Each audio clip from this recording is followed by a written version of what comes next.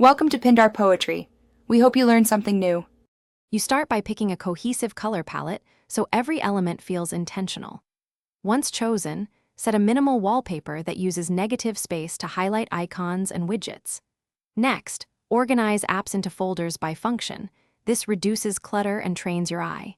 Make sure to limit the dock to a few essential apps so the layout breathes. These first steps establish visual hierarchy and make later customization faster and more consistent. Now you build the aesthetic with widgets and icons that reinforce your palette. Use a widget app to create a mix of sizes, small for glance info, medium for calendar, large for focal art. Then swap app icons using shortcuts or a launcher, keeping tones consistent and saving originals in a helper folder for recovery.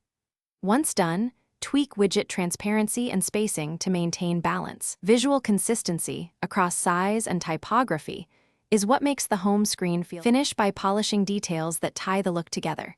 Create a lock screen that mirrors your home palette and adjust blur so widgets remain readable. Then set focus modes to surface different pages for morning, work, or downtime. This keeps the aesthetic functional.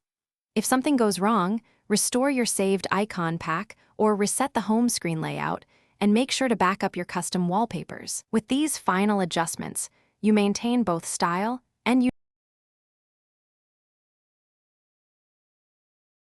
Thanks for watching. Consider subscribing if we helped you.